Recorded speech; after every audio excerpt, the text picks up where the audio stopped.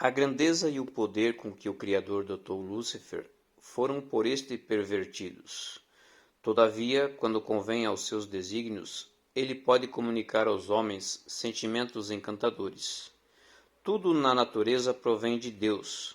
No entanto, Satanás pode inspirar a seus agentes pensamentos que parecem elevados e nobres.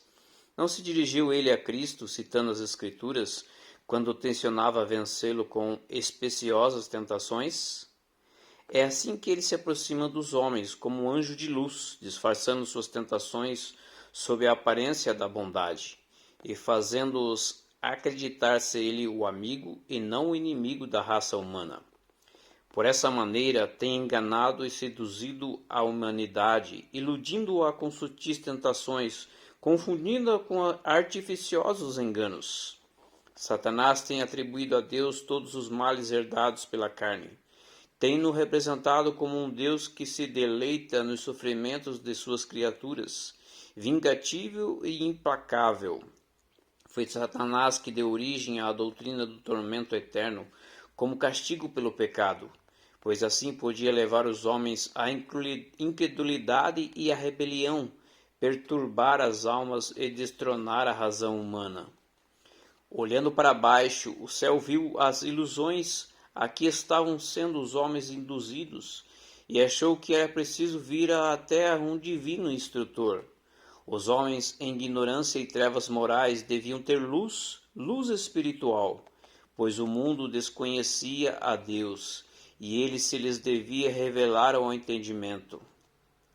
Do céu olhou a verdade para baixo e não viu o reflexo da própria imagem, pois densas nuvens de sombras e escuridão espirituais envolviam o mundo. Unicamente o Senhor Jesus era capaz de dispersar as nuvens, porquanto ele é a luz do mundo. Por sua presença podia dissipar a negra sombra lançada por Satanás entre o homem e Deus. As trevas cobriam a terra, e a escuridão os povos. Por meio das acumuladas falsificações do inimigo, muitos foram tão enganados que adoraram um falso Deus, revestido dos atributos do caráter satânico. Um mestre enviado pelo céu, nada menos que o próprio Filho de Deus, veio à terra para revelar aos homens o caráter do Pai, a fim de que o adorassem em espírito e em verdade. Cristo revelou aos homens o fato de que a mais estrita adesão a cerimônias e formas não poderia salvá-los, pois o reino de Deus é de natureza espiritual. Cristo veio para semear o mundo com a verdade, e suas mãos estavam as chaves de todos os tesouros da sabedoria, sendo-lhe dado abrir portas à ciência e revelar não descobertas jazidas de conhecimento. Fosse isto essencial à salvação. Apresentou aos homens exatamente o contrário das representações do inimigo quanto ao caráter de Deus, e neles procurou gravar o amor do Pai, que amou o mundo de tal maneira que deu seu Filho unigênito para que todo aquele que nele crê não pereça, mas tenha vida eterna.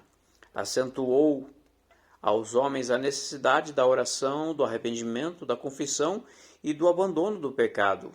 Ensinou-lhes a honestidade, a clemência, a misericórdia e a compaixão, ordenando-lhes não amarem apenas aos que os amavam, mas os que os odiavam e os maltratavam. Em tudo isto estava Jesus a revelar-lhes o caráter do Pai, que é longânimo, misericordioso e piedoso, tardio em iras e grande em beneficência e verdade.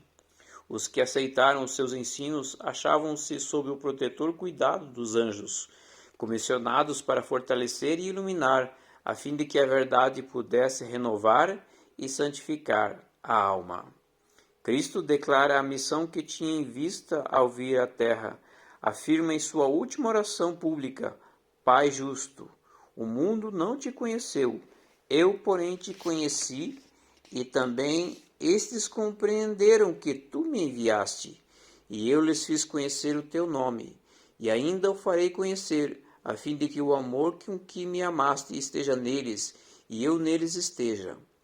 Quando Moisés pediu ao Senhor que lhes mostrasse sua glória, o Senhor disse: Farei passar por toda a minha bondade diante de ti. Passando o Senhor por diante dele, clamou: Senhor, Senhor Deus compassivo, clemente e longânimo, e grande em misericórdia e fidelidade, que guarda a misericórdia em 1000 gerações, que perdoa a iniquidade, a transgressão e o pecado, ainda que não inocente o culpado. Imediatamente curvando-se Moisés para a terra, o adorou. Quando formos capazes de compreender o caráter de Deus como Moisés, também nós daremos pressa em curvar-nos em adoração e louvor. Jesus não esperava nada menos do que o amor com que me amaste estivesse no coração de seus filhos, a fim de que pudesse comunicar a outros o conhecimento de Deus. Oh, que certeza esta de que o amor de Deus pode habitar no coração de todos os que nele creem. Oh, que salvação é provida, pois ele pode salvar totalmente os que se achegam a ele, se achegam a Deus. Exclamamos com admiração: como serão possíveis estas coisas? Mas Jesus não se contentará com nada menos do que isso. Aos que aqui são participantes de seus sofrimentos, de sua humilhação, resistindo por amor o seu nome, será outorgado o amor de Deus como foi para o Filho. Disse aquele que sabe: o próprio Pai vos ama. Aquele que teve conhecimento pessoal do comprimento, da largura, da altura e da profundidade desse amor, declarou-nos esse fato surpreendente. Este amor pertence pela fé no Filho de Deus. Por isso a conexão com Cristo significa tudo para nós. Devemos ser um com Ele, assim como Ele é com o Pai. E então somos amados pelo infinito Deus como membros do corpo de Cristo. Como ramos da videira viva, devemos estar ligados ao tronco original e receber nutrição da videira. Cristo é nossa cabeça glorificada, e o divino amor fluindo do coração de Deus se detém em Cristo e é comunicado aos que se uniram a Ele. Penetrando na alma, este divino amor lhe infunde gratidão, livra da sua debilidade espiritual, do orgulho, vaidade e egoísmo, e tudo o que deforma o caráter cristão. Olhai para Jesus e vivei. Não podeis deixar de ficar encantados com os inigualáveis atrativos do Filho de Deus. Cristo era Deus manifestado na carne, o mistério oculto dos séculos. A nossa aceitação ou rejeição do Salvador envolve interesses eternos. A fim de salvar o transgressor da lei de Deus, Cristo, que é igual com o Pai, veio viver o céu diante dos homens, para que aprendessem o que significa ter o céu no coração. Ilustrou o que o homem deve ser para estar à altura da preciosa dádiva da vida, que se mede com a vida de Deus. A vida de Cristo estava imbuída da divina mensagem do amor de Deus, e anelava intensamente transmitir esse amor aos outros em abundante medida. O seu semblante irradiava compaixão, e sua conduta caracterizava-se pela graça, humildade, verdade e amor. Todo membro de sua igreja militante deve manifestar as mesmas qualidades, se deseja fazer parte da igreja triunfante.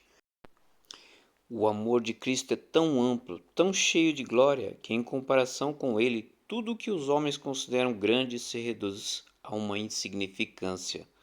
Quando obtemos uma visão a seu respeito, exclamamos: ó profundidade das riquezas do amor que Deus conferiu aos homens na dádiva de seu Filho unigênito.